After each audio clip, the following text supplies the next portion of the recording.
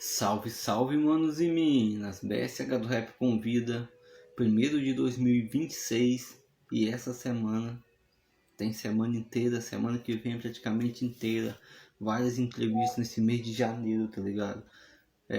Já que é primeiro do ano, primeiramente um feliz ano novo para cada um de vocês. Hoje começou um pouquinho mais tarde, mas geralmente nos dias da semana vão ser às 8 horas, beleza? Então, desde já, uma ótima noite para cada um de vocês. É isso, galera. Vamos esperar meu convidado chegar aqui. Quem viu o Fry sabe, quem não sabe, vamos estar trocando ideia com ele. Você está tentando aqui pra gente trocar ideia. Converse mesmo, às vezes demora um pouquinho a entrar, às vezes acontece algum probleminha, mas todas as vezes que eu vou fazer, sempre deu certo, tá ligado? Esse ano vem trabalho, vem projeto novo, vem muitas coisas. Um salve para cada um que entrou, cada um que tá aí hoje, tá ligado? Já falei, mas que você possa realizar os seus sonhos nesse ano novo e principalmente ter possa coragem de mudar, né? Mudar para melhor, vencer os vícios, tá ligado? Realizar objetivos e sonhos, né? É muito importante se o ano novo, se você não muda no ano novo, tá ligado? Não adianta você querer um ano novo se você não muda, tá ligado? Eu até postei uma frase do Renan Inquérito na camisa, né? Escrito: o ano novo tem cara de gente boa, mas não acredite nele, acredite em você. Que é basicamente a pessoa acreditar nela mesma, você tá ligado? E é isso, precisa acreditar sempre. Salve. Um salve para cada um que entrou na live, tá ligado? Um abração para cada um de vocês de coração. É isso, tá ligado? E daqui a pouco temos entrevista, tá ligado? Só deixar meu mano entrar aqui pra gente tá começando e trocando essa ideia, beleza? Então é isso. Um salve para cada um. Hoje é terça-feira, já chegando aí a metade do mês, né? De hoje aqui para amanhã. É isso, tá ligado? Tamo junto. Essa é a ideia. Salve, meu mano Robert. Tô não, meu mano. Tô esperando aqui o convidado, tá ligado? Eu sou contra todos os tipos de drogas, seja elas ilícitas ou lícitas, tá ligado? Então aqui não tem como ficar doidão não, mano. E eu peço a você que também não vai por esse caminho que isso vai destruir a sua vida, tá ligado? Esse é meu estilo e esse sou eu, beleza? Tamo junto. É isso aí. Tamo esperando um ano chegar aqui pra gente trocar uma ideia, tá ligado? Então, tô só esperando ele chegar. Fechou? É isso. Viva o rap, meu mano. Viva o funk. Ouça Mano Brown. Ouça Racionais MC, tá ligado? É isso. Ouça Eduardo Tadeu. Ouça Conexão do Morro. Beleza?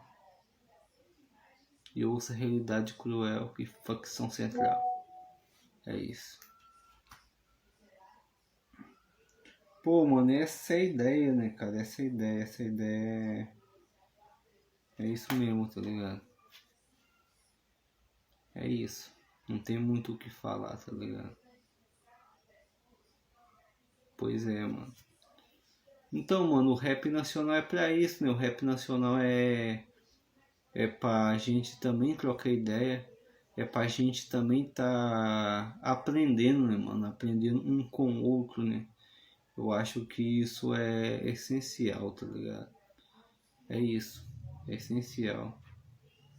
Isso, mano, é simples, mano. É um boom bap clássico, tá ligado? Pesado, tá ligado?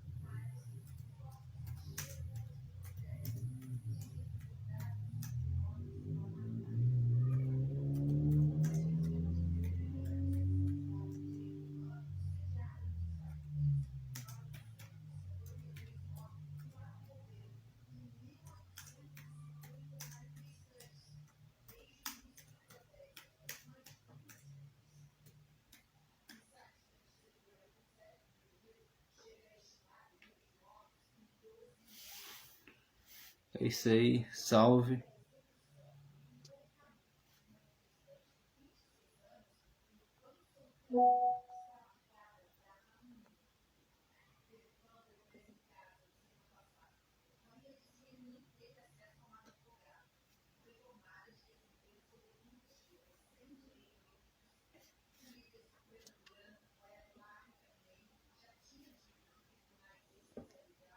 Salve, professor. É isso aí, mano. Isso. Entrou ao vivo, cara. Isso aí, beleza. Estamos aqui fazendo alguns ajustes ainda que não tá dando certo, tá ligado? Você tá entrando ao vivo aqui, mas eu vou ver se eu já consigo te conectar, entendeu? Tá. É que tá em convidar, cara. Tá ligado? Aí, meu mano Robert, é que hoje é entrevista com meu mano professor, tá ligado? Aí depois eu troco ideia contigo, mano. A gente vê outras paradas aí, beleza? É nóis. Então, professor Dario, é. Ah, tá, mano. Deve ser por isso.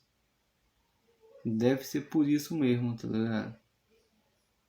Deve ser porque você tá no. Realmente no computador, mano. É isso. Não tem como desligar o computador e entrar pelo celular, meu mano?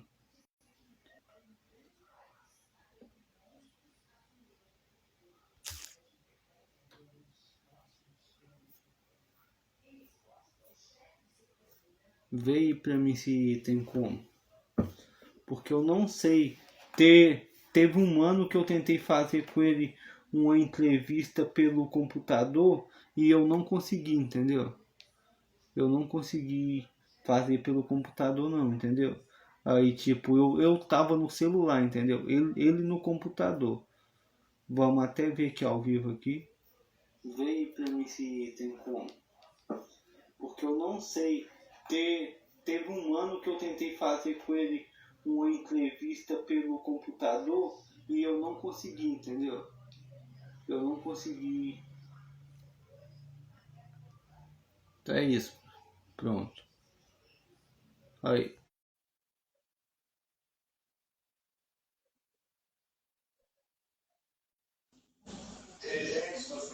Salve.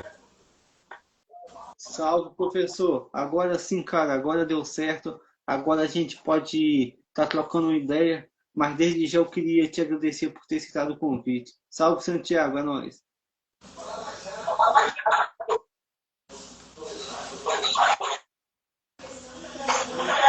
E aí, meu mano, tudo bem? Ô, mano, tudo na paz, cara. Eu só queria primeiramente te agradecer por aceitar tá vindo aqui trocar essa ideia, beleza? Beleza, tamo junto. Então, mano, primeiramente, mano, eu queria saber um pouquinho da sua caminhada, né, mano? Você é um cara que, além do lado acadêmico, também tem uma relação muito boa com o hip hop, cara. E já vou te adiantando, cara. A gente esteve no mesmo lugar e não se encontrou, que foi em BH, no Duelo Nacional de MC esse ano, cara. E Foi eu, sim. sim, mano, eu também estava lá, mas a gente nem, como diz, se encontrou, né, mano, tá ligado? Eu tava com, conhecendo a sua história, se eu tivesse conhecido antes, mas a gente pode trocar, tá ligado? Pra você estar relatando essa caminhada com, com o hip hop, porque, mano, eu já tive, eu vi essa publicação, mano, você já foi em um monte de evento, mano, você conheceu os principais lugares do Brasil aonde o hip hop gira, mano. Como que é isso? Então, eu sou daqui de.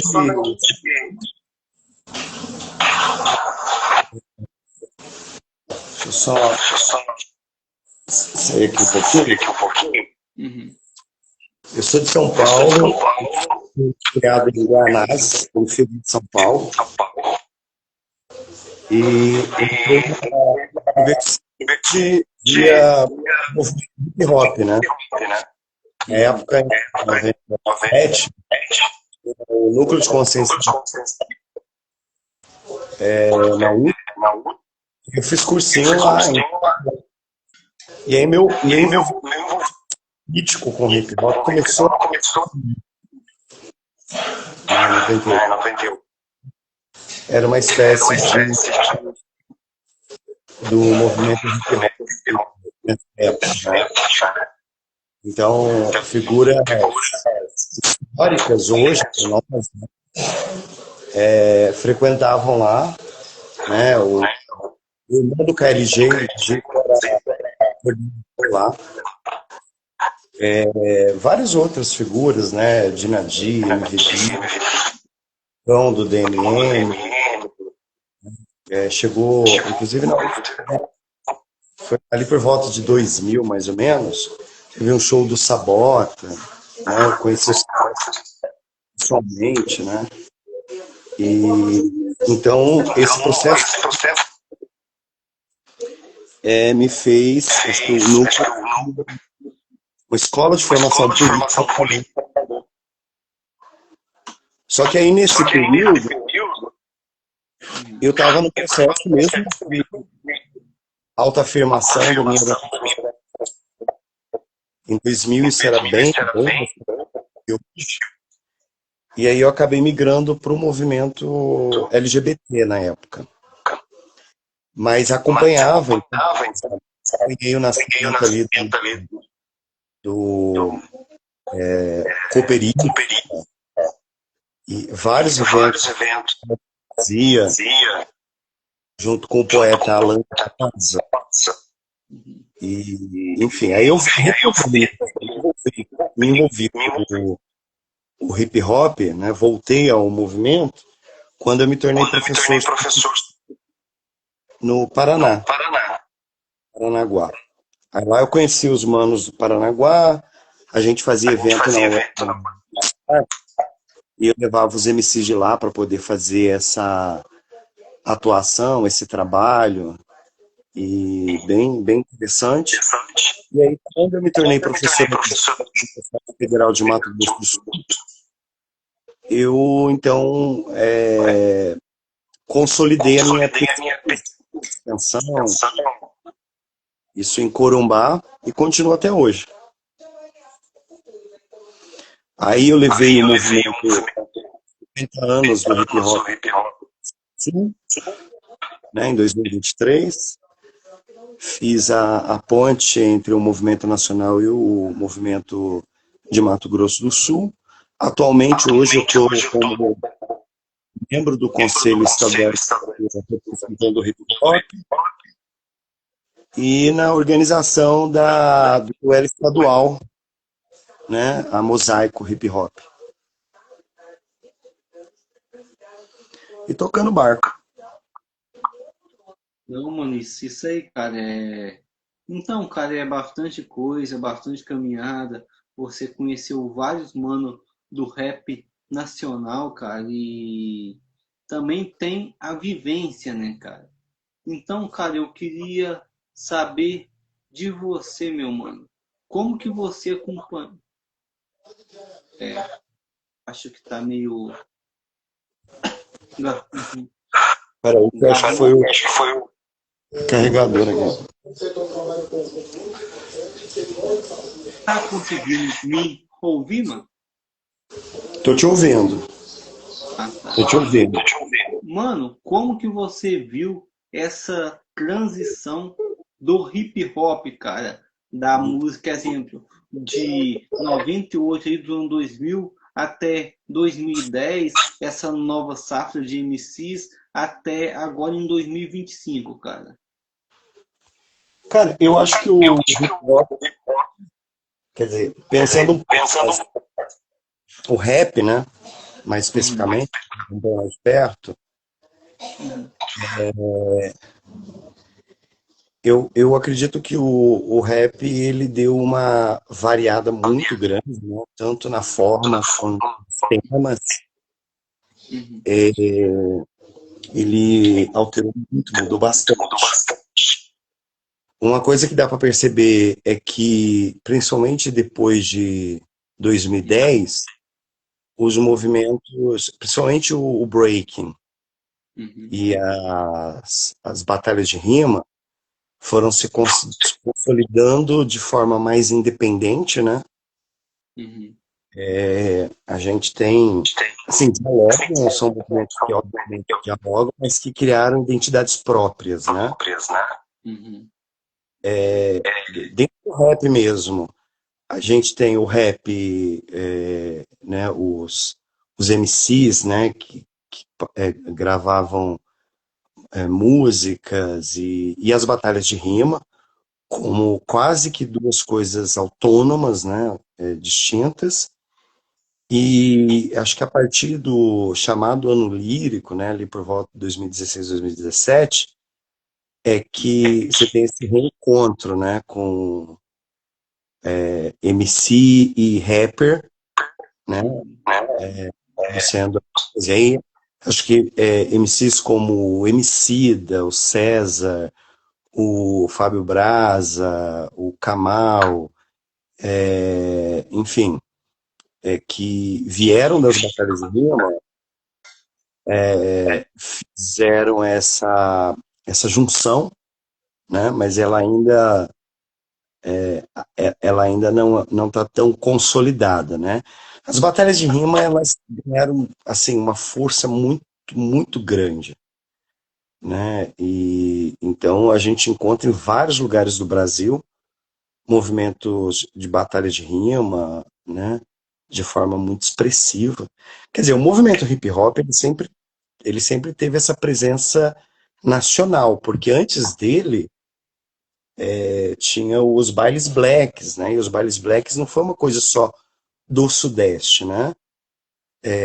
No Norte, no Nordeste, no Sul, né? Você já tinha esse movimento cultural, né? Do movimento negro. E aí acho que isso foi, de certo modo, se consolidando, serviu de berço, né, para o hip hop na década de 80. E aí, em 2012, com o Duelo Nacional de MCs, uhum. essa junção nacional, né, se tornou mais possível, né, para chegar hoje nessa projeção que tem. Então eu vejo muito a partir dessa perspectiva, assim, né, de um movimento que está se reinventando. Às vezes ele segue uma linha mais comercial, o que não necessariamente é uma questão negativa, porque afinal de contas, né, o artista ele precisa viver do seu trabalho, Uhum, né? Mas a própria realidade do racismo estrutural brasileiro acaba pondo esse retorno às origens, né, esse postulado mesmo dos princípios basilares do movimento hip hop, principalmente, né, no rap, né, principalmente no rap. Ao mesmo tempo, a gente tem também o que aconteceu com vários movimentos culturais da população negra brasileira, né, que é o processo de apropriação, né, que muitas vezes tenta esvaziar as pautas, né, do movimento hip hop, mas o movimento hip hop ele tem uma base muito fundamentada. Então, quando isso acontece, você tem uma perspectiva de retorno. Eu acredito, inclusive, pelo último álbum do Emicida, né, e uhum, pelo que eu tenho visto na cena, acompanhado na cena, essa uhum, necessidade de retorno, né?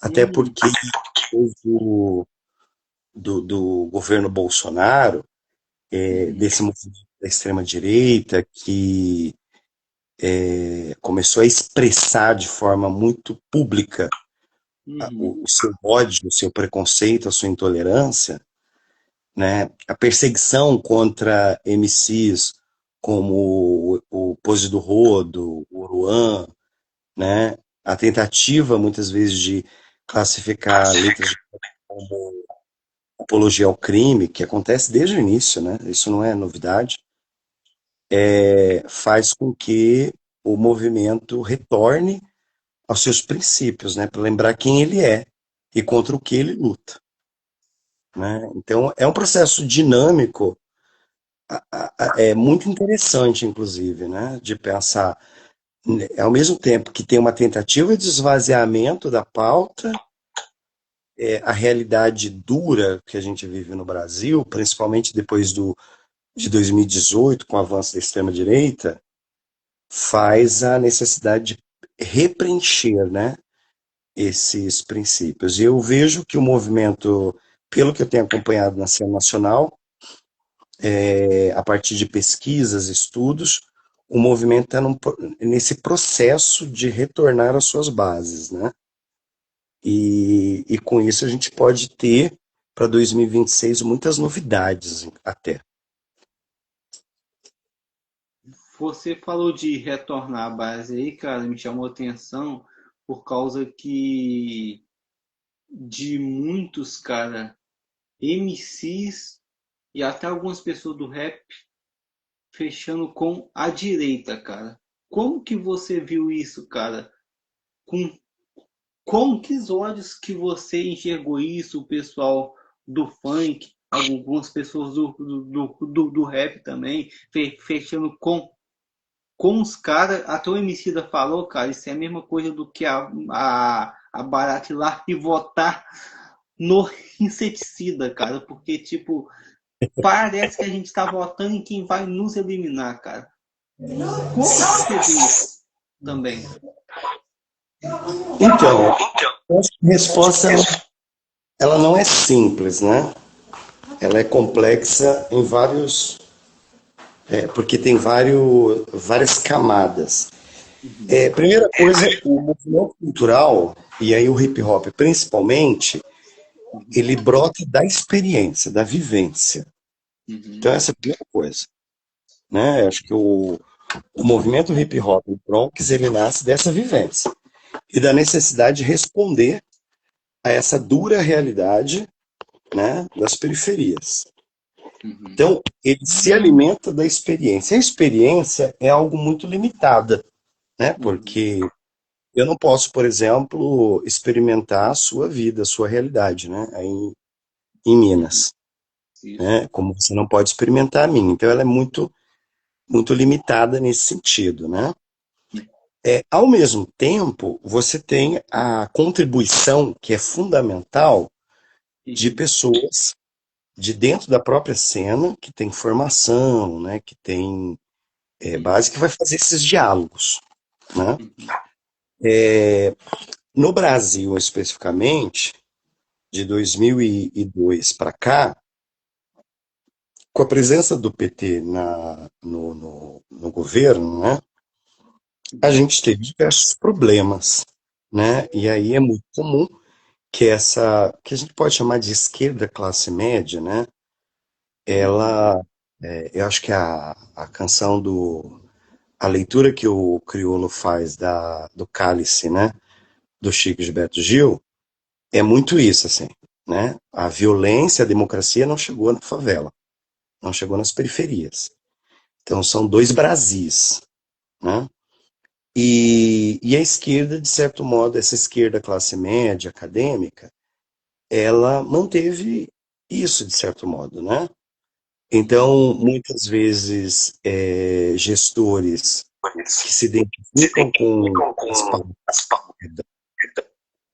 com certa truculência, né, nas gestões municipais, estaduais e federal, né? A dinâmica da militância ela não é tranquila, ela é bem tensa, né? Mesmo dentro do hip hop, mesmo dentro dos movimentos sociais. E aí o que acontece?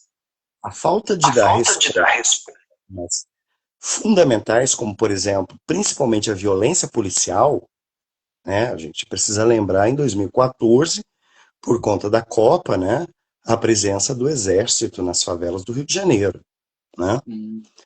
E aí a grande massa que não tem, infelizmente, assim, uma das críticas que eu faço ao governo do PT tem que ver com o fato de se preocupar, é uma preocupação legítima, não vou negar Uhum. isso, mas se Uhum. preocupar em mais permitir acesso ao consumo para a população pobre Uhum. e isso não ser acompanhado por um investimento cultural e educacional Uhum. tão relevante quanto o acesso ao consumo.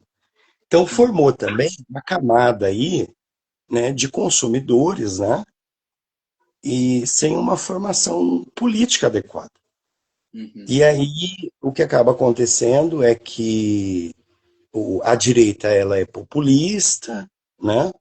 Uhum. Geralmente certos candidatos, né, de direita ligados. Aí tem uma presença da igreja muito forte, né, nas periferias e que foi de Uhum. certo modo captando essas pessoas. Muitas delas se posicionaram a partir dessa, com base nessa experiência. Então, só para exemplificar isso, né, para ficar mais palpável. Eu sou de uma favela X, conheço um Uhum. político tal, né?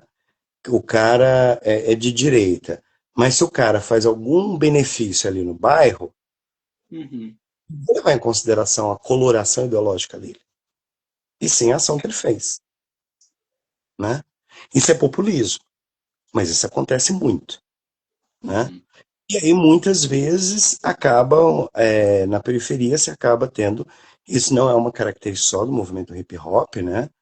Uhum. Aqui em Guaianazes eu encontro muita gente aí que apoia a extrema direita, né? A gente dialoga. E aí também tem o fato do pânico moral que a direita produz, né? Porque vai destruir a família, porque vai fazer isso, vai fazer aquilo outro. O Brasil não estava pronto também para lidar com as fake news que estouraram, que foi o Uhum. que permitiu, inclusive, a primeira eleição do Trump nos Estados Unidos. E essa avalanche veio com tudo em 2018 para cá, né? Uhum. E o próprio TSE não estava preparado para lidar com isso, com essa realidade. Então, a avalanche de fake news que tomou o WhatsApp, né, fez com que criasse esse cenário. E aí, infelizmente, como muitos dos MCs, eles se alimentam apenas da experiência para a produção da sua letra, né, da sua poesia, né, eles acabaram nessa escolha, né? Aqui em São Paulo, por exemplo, apoiar o Ricardo Nunes, né? Apoiar o Crivella no Rio de Janeiro, isso aconteceu também. Não foi só o hip hop, né? Escolas de samba fizeram isso, né? Então é uma dinâmica bastante complexa, né? E também a gente tem uma militância partidária que tem pouca inserção nas periferias, né? Então, essa falta de diálogo, e aí o diálogo não é ir lá nas favelas e querer catequizar a população, não. Não é tratar a população periférica favelada como se ela fosse ignorante, como se ela não, como se a experiência não valesse nada. A experiência vale, vale muito, né? Então, esse diálogo respeitoso, né, esse diálogo construtivo, faltou bastante também, né? Não à toa a fala do Mano Brown no Rio de Janeiro, durante a eleição 2018, né, na Isso. campanha do Haddad, o Uhum. Mano Brown optou para isso. Né? O Mano Brown, inclusive, chamou atenção, a esquerda, a classe média ficou afetada com isso, né? Tentaram amenizar e não sei o que e tal. E aí acho que hoje, e também é bom lembrar que na época, em 2018, a gente tinha pouquíssimos canais de movimentos sociais, de políticas, comprometido, né, com as pautas Uhum. áreas no YouTube. Quem dominava o YouTube era a extrema-direita. Né? Então tudo isso acabou contribuindo, né, para isso. Eu acho que agora a gente, por isso que eu falo de retomada, né, de retorno, porque hoje a gente tem muitas opções, né, YouTubers, influencers com perspectivas muito boas. Acho que um exemplo aí que estourou ano passado, o Jones Manuel, né, uma Uhum. figura bastante notória e um intelectual de primeira, né, assim, um excelente orador e com uma leitura crítica muito boa da realidade brasileira, né? A Erika Hilton, por exemplo, soube operar, né, essas mídias sociais de forma muito boa, né? Também, né, uma deputada federal de altíssima qualidade, né, a Duda, aí em Minas, enfim, começaram a utilizar essas ferramentas, né, midiáticas, né, em benefício das pautas que a gente pode chamar de pautas sociais, né? E aí eu acho que esse diálogo está se estabelecendo, e ao mesmo tempo em que é isso, né? A mentira tem perna curta, né? A gente passou tristemente esses 4 anos do governo Bolsonaro, principalmente na questão da pandemia. Enfim, foi um desastre, né? E isso mostrou na experiência também para a população que não dá para sair caindo em qualquer conversa, né? Não, mano, sim, cara, eu acho que você até colocou um ponto aí, cara, que as fake news, cara, tá ligado? As fake news, cara, é tão. Cara, e hoje em dia ficou pior, cara, com inteligência artificial ainda, entendeu? Porque aquela época era fake news. Hoje em dia, com inteligência artificial, você coloca como se a pessoa estivesse falando algo que não falou. E a extrema-direita, principalmente Nicolas Ferreira, eles.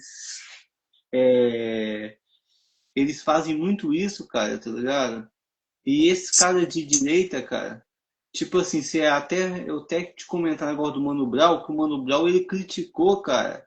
Ele foi um que teve quase de criticar, e mais o Mano Brown apoia o Lula, cara. E se eu vi muitas pessoas do rap caindo muito, muito em cima do Mano Brown, falando que se vendeu puto, que se vendeu PT, mas a verdade é que quem não conhece o Mano Brown, mano, quem conhece sabe que ele sempre apoiou o Lula tal, tá ligado? Então o pessoal não tem conhecimento e até um dia desse inventaram a frase que é uma música que o Samuel fez, falando que maquiagem é para quem quiser. Isso, no caso, tem nada a ver que eu citei isso, mas aí, mano, inventaram fake news que o Mano Brown tivesse falado isso. Se o Mano Brown tivesse falado isso, para mim também não teria nada a ver. Mas o louco é que ele não falou. E esses Sim. caras, igual Arthur Doval, o Mamãe Falei, inventou fake news e muita gente, tá ligado?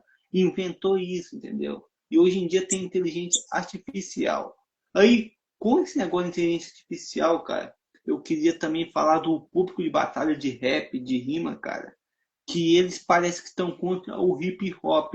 Porque, tipo assim, cara, se liga uma live, cara, assim, a live da aldeia, cara, se o MC fazer uma rima falando mal do Nicolas Ferreira, a galera fica brava, igual a colombiana. A colombiana falou, exemplo, Todd, se não me engano, na live nacional. A galera cai, mano, de montão, cara. Eu queria saber de você também sobre esse pessoal que é do hip hop, mas são contra muitas pautas do hip hop, meu mano. Fala comigo. Então, eu acho que precisa diferenciar o público do hip hop, Uhum. que é maciçamente a galera que está na rua, Isso. né?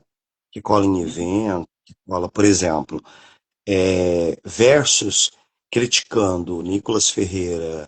criticando políticos de extrema direita Uhum. no Nacional, tanto em 2024 quanto em 2025, que foram os 2 anos que eu estive lá presencialmente, Uhum. foi aplaudido pela plateia, né? Entendi. Esse é o público da rua, o público do hip hop, a galera que Isso. está construindo movimento e que utiliza as redes sociais como mídia, né, como um meio para Uhum. poder manter vivo o movimento. Então isso é uma Uhum. coisa. E aí você tem o público de internet. Público de internet, cara. Eu, inclusive, dou formação para jurados e formação para MCs. Eu falo Uhum. para a galera, "Olha, nem leia comentários. Uhum. Nem leia, porque o que acontece? A pessoa tá sozinha, né, atrás de um computador, atrás de um celular, e se sente no direito de falar o que quer. Você não tem uma Isso. regulamentação, né, para que a pessoa comece a ter mais responsabilidade com o que escreve, com o que coloca, né? Então, esse público de internet não dá para levar muito a sério, né? Por Isso. exemplo, na final do ano passado, né, no Nacional, a Uhum. galera brigando na internet porque querendo que o show do Djonga acabasse logo. Eu achei isso. Exatamente. E aí foi muito engraçado porque eu fui jurado numa batalha lá em Curitiba, né, na Batalha do Parregô, junto com a Batalha do Uhum. Essa aqui de São Paulo. Uhum. E aí eu recitei um poema, Uhum. né, do Drummond, inclusive, poeta mineiro que eu amo muito. Uhum. E aí depois eu vi os comentários, né? Aí tinha uma galera lá me chiando, né? Me chiando. Aí quando eu vi a galera chiando, porque o Djonga, cara, o Djonga fazendo show e a galera chiando, querendo que acabasse logo, eu até me senti melhor, assim, né? Falei, pô, se até o Djonga, a galera fica escorraçando na internet, né? Quem sou eu para reclamar? Então, assim, o público da internet é muito isso, é gente que não tá para discutir, para debater, que só quer fazer barulho, né? Fazer barulho. É claro que tem gente na internet que tá lá assistindo, né? Eu, por exemplo, acompanho muitas batalhas, as batalhas da aldeia, as batalhas do Carrão, outras batalhas, né, no Brasil, a batalha do QI no Maranhão, a batalha clandestina em BH, enfim. E muitas vezes eu acompanho pela internet, né? Uhum. Então, tem pessoas, obviamente, na internet, usam a internet, usam de forma responsável, mas a grande maioria faz comentários, assim, sem noção, né? Completamente nada a ver. Então, eu acho que é preciso distinguir isso. Eu não classificaria o público de internet como público do hip hop, Uhum. porque não tem como a gente distinguir, né? Pelo que dizem, pelo que postam, pelo que comentam. Né? Para mim, é a questão que vale muito é ali, né? Então, no Nacional, as pessoas estão ali presentes, né? E, obviamente, acompanho canais de pessoas da cena que são sérios, né? Que fazem um trabalho sério de informação, né? Mas é isso, muitas vezes a pessoa só quer o circo, né? Quer fazer o circo. E mesmo dependendo do lugar da batalha, né?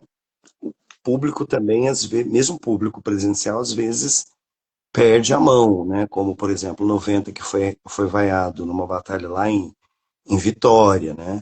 O próprio Isso. Samuel, o Vitu e o Vinícius Zene também passaram por situação parecida. O Japa também passou por situação parecida em Salvador, o Vitu e o Zene em Pernambuco, enfim, né? É isso, assim, na medida que o movimento cresce, a gente não tem muito o que fazer, né? Quer dizer, a gente faz várias coisas, como, por exemplo, canais, a colombiana mesmo, você citou, né? Ela tem lives, vídeos bem interessantes, é um canal que vale a pena acompanhar, um perfil do Insta, né? Que ela traz questões bem bacanas, bem importantes para a cena, e várias outras minas e manos que fazem isso, né? É importante acompanhar. Mas o crescimento é muito mais rápido, né, da cena. Assim, o crescimento, as pessoas que vão se interessar. E aí independe de classe social também, né? Então, tem gente que acha que é apelar se fala da questão do racismo. Porra, mas o hip hop é sobre isso. É sobre isso. Eu, Isso. MC, que sofre racismo, transforma isso em verso. A galera acha que é apelação, né? Então, é muito isso, assim, às vezes a gente precisa filtrar também, né, o que dizem, né? E e entender porque é um corpo vivo, né? Então, o público do hip hop é um corpo vivo.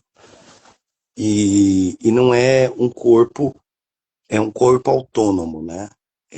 Ele não é controlado por nenhuma instância, né? Ele tem vida própria, opiniões próprias, os debates acontecem, e aí é preciso entender essa dinâmica para não se deixar abalar, para não desanimar, não achar que o movimento está morrendo, ou não existe mais hip hop. Não, eu acho que a coisa é dinâmica, né? Dinâmica, você tem altos e baixos, como a vida, como tudo que é vivo, né? Tem dia que você tá bem, tem dia que você tá meio gripado, né? Nem o nosso corpo consegue ficar 100%. Não, mano, sim, cara, é uma grande verdade, mano, que você trouxe aí, porque é realmente preciso realmente diferenciar, porque a gente que tá na rua, cara, a gente sabe como é que é a caminhada do hip hop, a gente sabe como é que é o hip hop. Aí às vezes o pessoal assiste uma parada pela televisão, pela internet, ela não sabe realmente o que é o hip hop e há pautas que tipo a gente defende, tá ligado? Não, Sim. tipo, não tem como a galera às vezes eles não entendem que não tem como a gente fechar com pessoas que não apoiam o nosso movimento e que acham que o nosso movimento, cara, que, mano, eu já vi pessoas do outro lado que classificam a gente como vagabundo. Eu falei, pô, cara, é foda, porque um lado acha que o que a gente faz é arte e outro acha que o que a gente faz é vagabundagem. Mano, lembrando que o samba já já foi proibido, já foi considerado coisa de vagabundo. Durante a ditadura, músicas foram proibidas. Então é sempre assim, cara.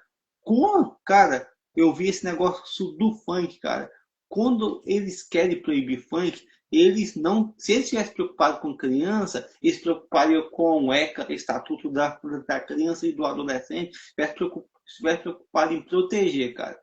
Aí não sei se concorda comigo, mas eu entendo.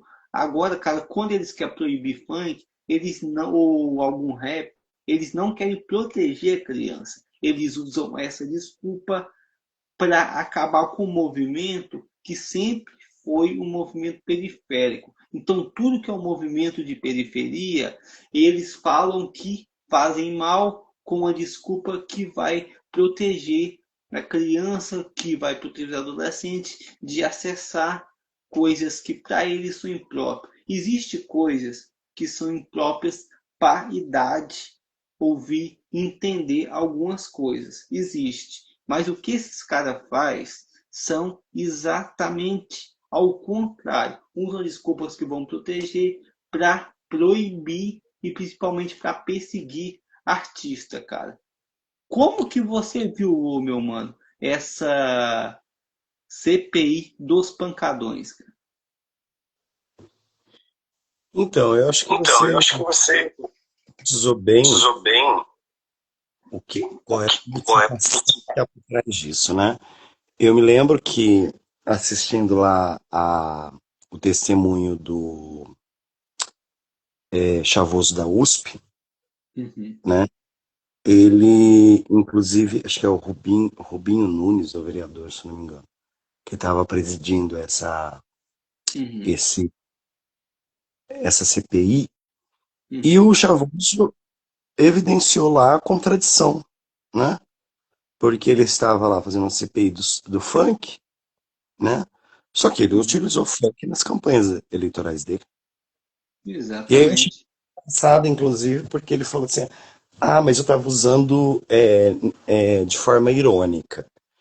Eu falei, bom, ele deixou muito evidente que ele não sabe o que é ironia, porque aquilo de ironia não tem nada, né? E eu falo como especialista em figuras de linguagem, que é minha área de atuação, né? Eu trabalho com retórica poética, trabalho principalmente com figuras de linguagem, e aquilo é tudo, menos ironia. Aquilo tem nada a ver com ironia, né? E na realidade é contradição, né? Por que que ele usa o funk nas campanhas eleitorais dele, para tentar justamente atrair o voto da população periférica, né? Exatamente. E aí eu achei bem interessante a intervenção do Chavoso, né, em evidenciar essa contradição, né? Veja, a criminalização da cultura popular, ela acontece desde o tempo da escravidão, isso não é novo, né? Ah, Porque a entendi. cultura, ela tem um potencial muito grande de lembrar a nossa humanidade, de Uhum, lembrar que nós vivemos em comunidade, né? uhum, Esse sentimento comunitário, ele tem um potencial político muito grande, porque quando eu uhum, me percebo como comunidade, eu começo a me preocupar com a dor do outro, não só com a minha, né? Essa consciência coletiva é só a cultura que promove, né? Só a cultura que promove. É o papel da cultura, não da educação. E a cultura, quer dizer, é educação na medida que a gente entende que a cultura é pedagógica, é educacional, né? uhum. Mas é preciso ter esse elemento da diversão, do entretenimento, como um processo para que as pessoas se percebam como comunidade. E uma característica do capitalismo burguês, né, que é o que a gente vive desde o final do século XVIII, Uhum. é destruir a comunidade e transformar tudo em massa de consumo, né? A destruição desse espírito comunitário. Então, todo movimento que promove o sentimento comunitário, ele é resistência, né? Porque a comunidade dosa as nossas necessidades individuais. A comunidade, ela nos permite o pertencimento, né? A existência para além do consumo, para além do consumismo. E ela, inclusive, controla, né? Ela é um freio de mão fortíssimo para essa cultura do consumo, né? Então, ela se torna perigosa nesse sentido. Ela se torna perigosa. E diante de tantos problemas que as periferias vivem, as periferias são uma panela de pressão que, se estourarem, ameaçam os status políticos da classe dominante, né? Então, a presença policial na periferia, criar essa figura do traficante como sinônimo de favelado, né?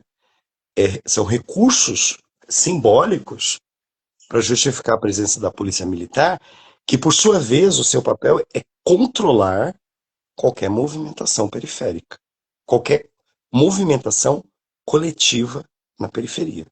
Por quê? Porque isso para eles é perigoso, né? Uma coisa importante lembrar, e a gente sempre tem que vincular com a história, principalmente a história da escravidão no Brasil. O grande medo da elite brasileira, depois de agora eu não vou saber exatamente datar, mas com a revolução do Haiti, né, Uhum. que a população escravizada tomou o poder, né, esse sempre foi o grande pesadelo da elite brasileira. Ela não dorme até hoje com medo do que aconteceu no Haiti, né, no século XIX. Então, toda a ação nesse sentido, dessa violência de Estado nas periferias, tem que ver com esse medo que até hoje não foi resolvido. Né? Tentar embranquecer a população brasileira com as políticas eugenistas, com a imigração. Né? Cartórios não registravam crianças negras como negras. Né? Muitas crianças negras eram registradas como brancas, inclusive. Né? Nessa política de embranquecimento ali no início do século XX. Né? Enfim, foi promovida muitas e muitas ações, né, desde a Revolução no Haiti, para poder diluir ao máximo possíveis organizações. E o Brasil teve várias revoltas, né? A revolta dos malês, a revolta da balaiada, várias movimentações nesse sentido que evidenciou ao longo do século XIX que o Haiti poderia ser, a realidade do Haiti poderia estar muito mais próxima do Brasil, Uhum. né, do que se poderia se imaginar. Então, o grande medo da classe dominante brasileira é isso, né? É a força política que o coletivo periférico tem. E aí, obviamente, um funk, um movimento hip hop. E cabe lembrar o seguinte, né? Inclusive fala, reforça aqui a fala do Mano Brown. O funk brasileiro é o rap carioca, Uhum. né? Então, é como o rap no Rio de Janeiro, né, se adequou, né? Então, falar de funk é falar de hip hop também. E isso assusta, né? O potencial, e isso que me levou justamente a querer estudar o rap na universidade. O potencial poético do rap é muito grande, é muito rico, né? Então, a riqueza artística, poética, né, musical, tá aí o doutor Thiagson, né, o querido amigo, que estudou, né, o doutorado dele foi justamente sobre.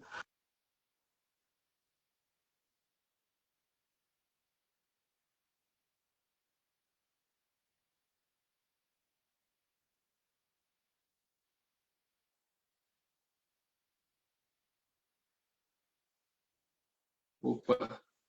Ei, professor. Se Opa. Tá tudo certo?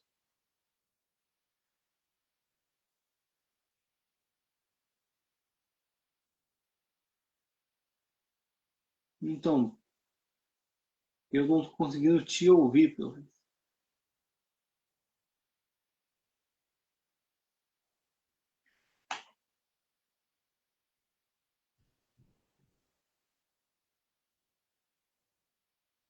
Vamos ver.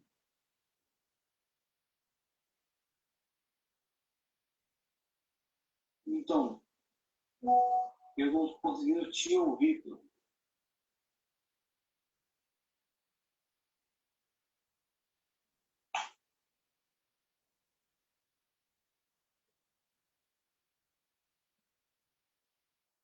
Vamos ver. É isso, professor. Eu vou ter que desligar a live e a gente começa outra, beleza?